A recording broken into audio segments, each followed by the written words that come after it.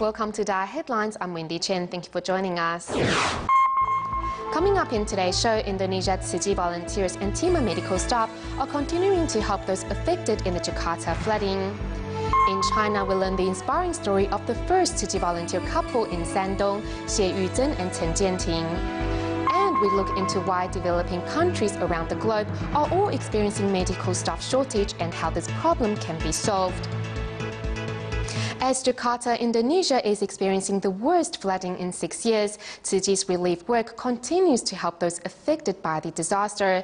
To date, thousands of displaced victims are still living in temporary shelters. Seeing the critical situation, a local telecommunication company donated 156,000 NT dollars to Tsuji in hopes of helping the flood victims and inspiring other corporations to do the same. The village of Muara Baru in Penyaringan of North Jakarta is one of the worst hit areas in the flooding. With over thousands of residents seeking shelter in the incomplete government housing and no access to water or electricity, Timah doctors wade through the waters to provide medical assistance. They provide really good service. I hope I can recover soon. With no tables or chairs inside the living room at the government housing, medical staff sits on the ground as they treat their patients. Dr. Wintoro Wibuiwo, who is a first-timer at Tsuji's event, has no words of complaint. A friend told me that Timah is short of doctors, so I came right away. I hope to ease the suffering of these residents. With patients arriving one after another, it was only until the kind-hearted doctor was leaving that the reporters had a chance to interview him. What we can do is give to these flood victims and be grateful that we were not affected by the disaster. Since its relief work began, Tsuji has reached out to over 70,000 residents affected by the flood. Moved by the organization's efforts, an Indonesian telecom company who assisted Tsuji in setting up communication network in the service stations decided to donate 156,000 NT dollars. We choose to assist Tsuji because it is an organization to be trusted. The Tsuji Indonesia chapter has been helping the needy from all different backgrounds and races, and they also work together to help each other out. With everyone doing their share to help the flood victims, there's no doubt that the path to recovery will be one full of love and care. At Tsuji's relief work to help the flood victims in Jakarta, Indonesia, over 2,000 volunteers have been mobilized to distribute more than 63,200 hot meals, and the numbers of those seeking shelter at the local Jingsi Hall have also reached over 1,000. Next, we continue to see what Tsuji volunteers and Timah medical staff are doing to help those affected by the flood.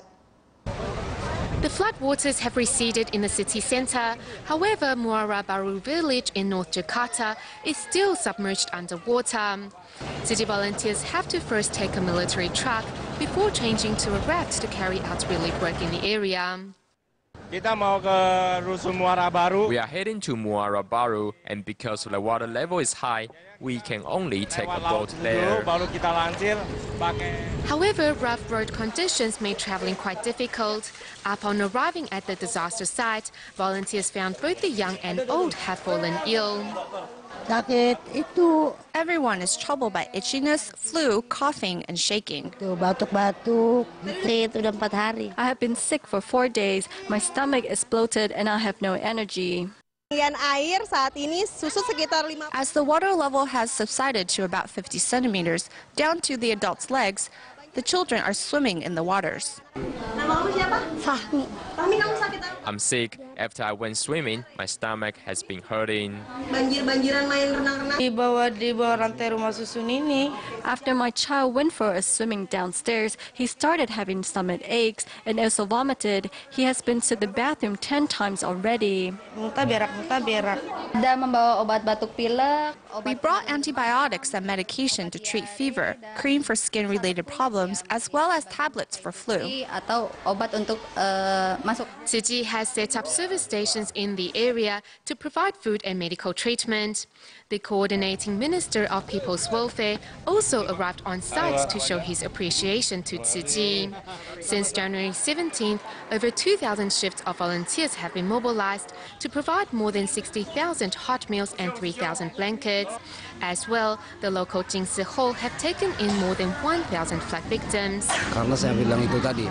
If it wasn't for Tzu Chi, we wouldn't have known how to get here, and let alone the fate of our children.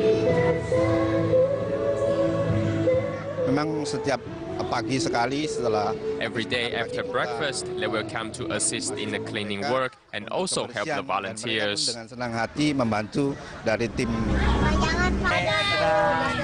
Medical staff at the Tzu Chi Indonesia Hospital is also starting with cleaning work in hopes of bringing the hospital back into operation to help safeguard residents' health.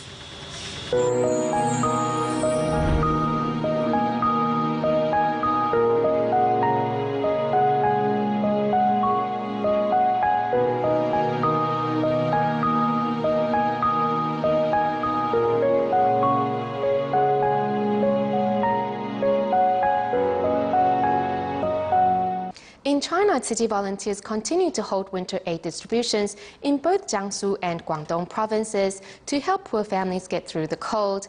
First, let's take a look at the large-scale distribution held in Jiangsu's Gusu district. Here in China, Tzu Chi volunteers are visiting Li Canhong, a care recipient that suffers from ankylosing spondylitis. Can you bend your legs? Only one leg? How about the other? Due to his condition, Li has trouble sitting or squatting. However, where there's a will, there's a way. Li has his own vegetable garden to feed himself. So you use the stool as a support to lower yourself?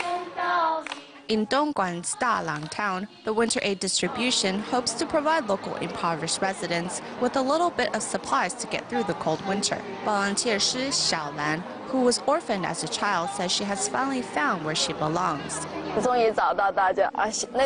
I finally found the spiritual happiness that everyone is talking about.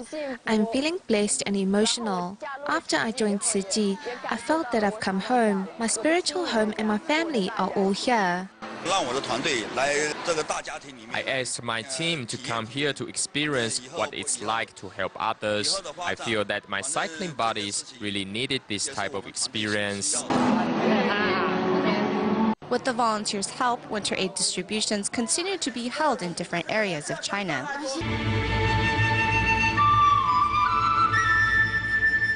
This time, the distribution is being held in Jiangsu province.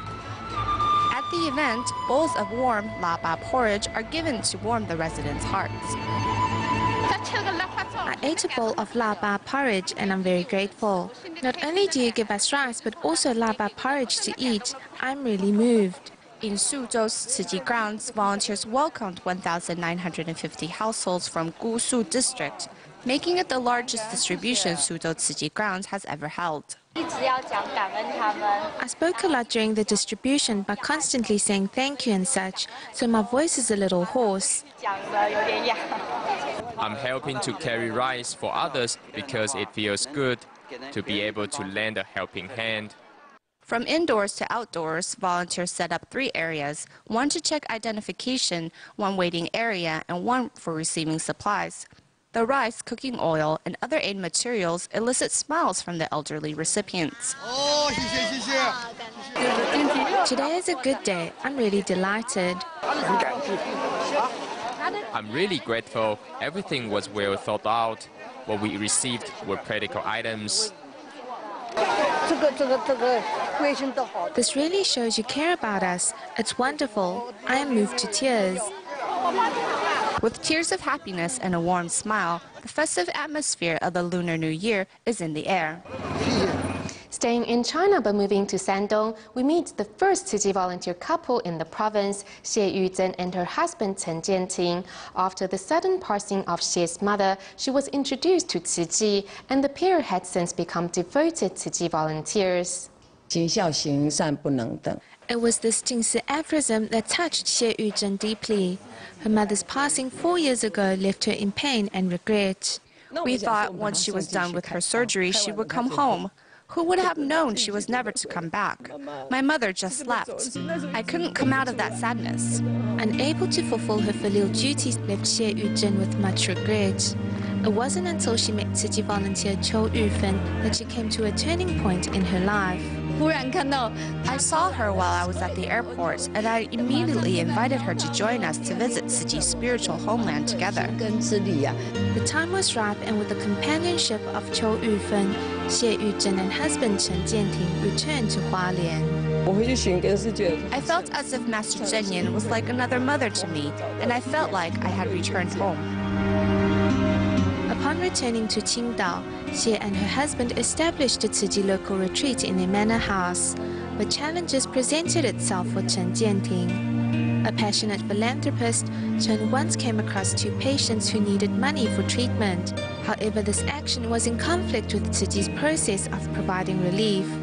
Concerned that the patients would miss receiving treatment on time, he became frustrated and wanted to leave Tzu Chi. I didn't want to do Tzu Chi anymore. I felt my hands and feet were tied. I couldn't do this and I couldn't do that. It was a huge blow to me. It was only when I returned to Hualien that I understood helping others requires wisdom too. We need to cultivate wisdom before blessings. Overcoming each challenge and with the motivation to cultivate, Tzu Chi's local retreat has been finally set up in Qingdao, and 7 other seeds have also joined this husband-wife pair. Helping relieve the poor alone isn't easy. Only when we became more involved did we realize why people thank Master Zheng Yan for establishing the world of Tzu Chi. With a heart filled with gratitude, Xie Yuzhen and Chen Jianting led the local volunteers in inviting more people to join their ranks in Shandong. There are 100 million people in Shandong. I am sure among them are some of Master's disciples. So our wish is to find the Master's disciples and one by one get them to join us. Xie Yuzhen and Chen Jianting have begun their training, and this year saw 93 others apply for training as well. Tzu Chi now has not only set foot in Qingdao, but also hopes to spread its footprints far and wide throughout Shandong. As schools throughout Taiwan are now on their winter break, Tzu Chings around the island have returned to their spiritual homeland in Hualien. On January 23rd, over 200 Tzu Chings traveled to the Jingsi abode on foot to visit Master Zheng Yan. These Tzu Chings have returned to their spiritual home in Hualien to reaffirm their life's path. These 221 Tzu Chings all have one aspiration: to spread the power of great love more vigorously in their schools.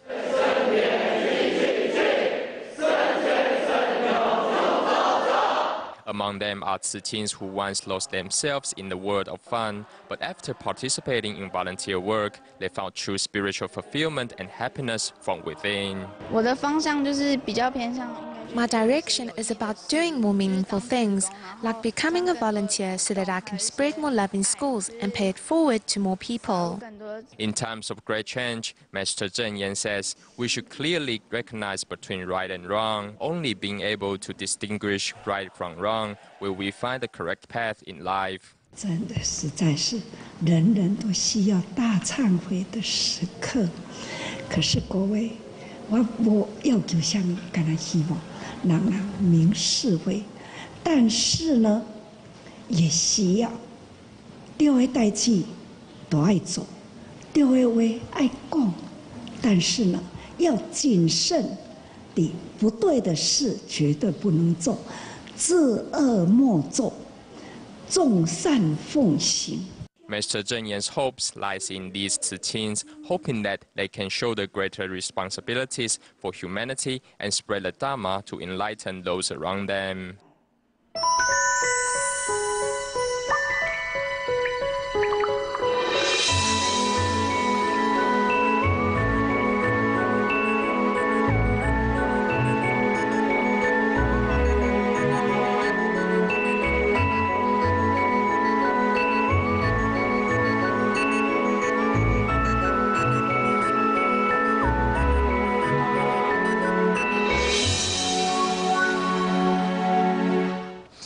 next of our series of reports on Out of the White Tower, we investigate a serious issue that is not only plaguing the Solomon Islands, but many other developing countries as well.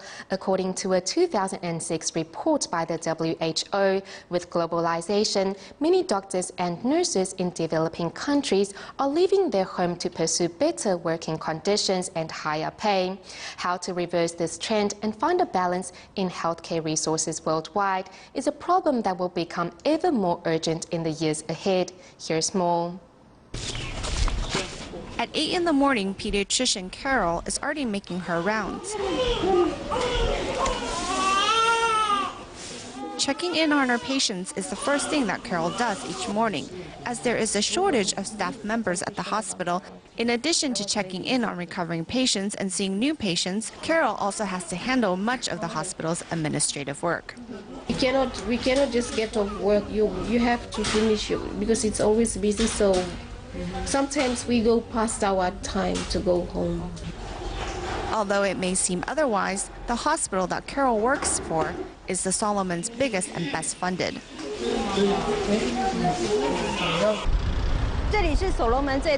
This is the Solomon Islands' biggest hospital, the National Referral Hospital. It was built in 1989 with the support of Taiwan. After its completion, it became the hospital to which all serious cases from clinics around the country are referred. Although it is the nation's biggest, the hospital still suffers from a chronic lack of trained personnel and equipment. And for those doctors that do work there, their salary is low. The amount that doctors make here is really low. Their monthly salary is only around 8,000 Solomon dollars, which when compared to the cost of living is not a lot at all.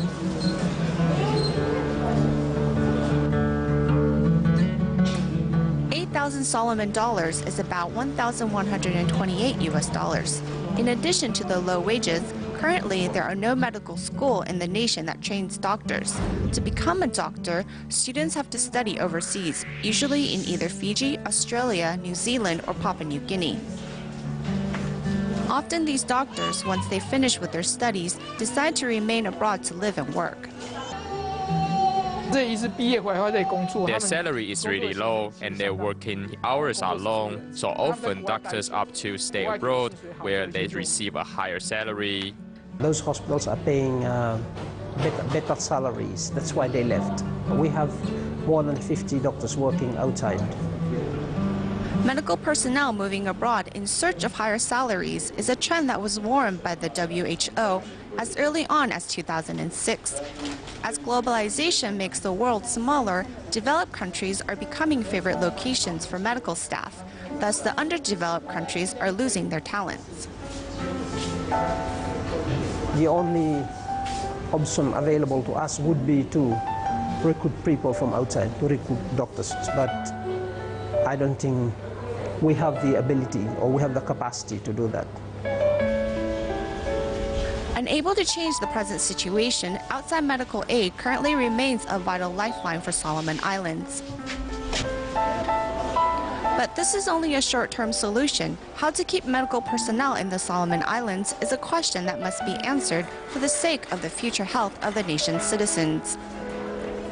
With sudden drops in temperatures, it really is a time for viewers to be cautious about the onset of strokes. As such occurrence happen without any forewarning, everyone should familiar themselves with stroke symptoms in order to help those around you whenever and wherever needed. Let's take a look. Here in Taiwan, the senior resident CT scan shows that he is suffering from a cerebral hemorrhage. However, due to his age of 86, conducting a brain surgery is highly dangerous. Thankfully, with medical advances today, an embolization procedure can be used to treat his condition. Through this catheter, we can insert platinum coils into aneurysm and fill it up. This type of treatment enters from a femoral artery and with image guidance, maneuvers to the site of the aneurysm while not harming the brain tissue. It's less invasive and patients can recover faster. Sudden changes in temperature is a main cause of strokes in elderly residents. Once a stroke occurs, it is really a race against time, as the survival rate of such an illness is only 50%. What's scary is the symptoms are hard to decipher. First, you have to pay attention to the carotid arteries and your heart functions, as blood flow blockage to those areas are the main cause of strokes. Viewers are cautioned to pay attention to sudden onset of headaches or vomiting, one-sided body weaknesses in your face, legs, or arms, or sudden confusion, trouble speaking, or slurred speech. As when a stroke occurs, patients only have 3 hours to be rescued. Finally, as preventive measures are always better than emergency treatments, doctors caution regular checkups are an essential part in preventing such an occurrence. In Tainan's Mado district, DaAi Temple is organizing a series of offering rituals from January 16th to the 25th, as the organizers wanted to encourage the community to go meatless during this period. City volunteers in the Mado Liaison Office responded by preparing 2,500 vegetarian lunch boxes in 2 days. In the early morning, City volunteers, young or old, are carefully picking vegetables. Under the volunteers' skillful hands, vegetarian dishes are served up one after another. As DaAi Temple, which organized the offering rituals, encouraged residents to abstain from meat for 10 days, Tzu brothers and sisters from Mazhou wanted to help the event by offering meatless lunch boxes. On January 16th, we prepared 1,000 lunch boxes. In the beginning, we were worried that no one would take them or they might not like the taste. Thankfully, many residents gave us positive feedback. So today, we'll prepare 1,500 lunch boxes. As the offering rituals continue, Tzu volunteers in Mado Liaison Office take the chance to promote vegetarianism. Seeing the popularity of their vegetarian lunch boxes, the volunteers get ready to prepare 1,500 on the second day of the distribution.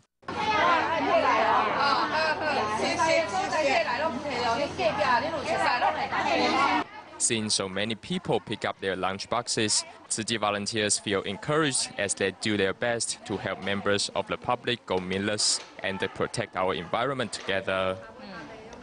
As the Lunar New Year is just around the corner, City volunteers in Banqiao of New Taipei City opened a cooking class in the community to teach local residents how to cook delicious vegetarian New Year dishes. A Tzu volunteer is cooking the classic Lunar New Year cuisine, Tiaoqiang, adding a variety of ingredients like bamboo shoots, taros, and lotus seeds. What's special is that it's meatless. Most people find that cooking vegetarian dishes is difficult. I was thinking that since members of the public would order Tiaoqiang to celebrate Lunar New Year, why don't I try to make a vegetarian Tiaoqiang? In addition to the vegetarian Tiaoqiang, Tzu volunteers also prepare another dish, baby bochai and the mushrooms in soy sauce for the residents. Both dishes are very tasty. The bamboo shoots in Tiaoqiang are crispy and it smells delicious, as if it's a meat dish. There are a variety of ingredients inside and they are all of high quality. We fry the taros so that they will soften up and smell tasty. With Tzu volunteers' instruction on how to cook the vegetarian dishes, members of the public can not only save money, but also get to celebrate the upcoming Lunar New Year in a healthy way. Educating children with the right values and beliefs should begin at a young age. In Taiwan, a group of kindergarteners in Taichung went on a field trip not to have fun but to learn how to sort recyclables at the Chang'an recycling station. We'll leave you with these images. Thank you for tuning in. Goodbye.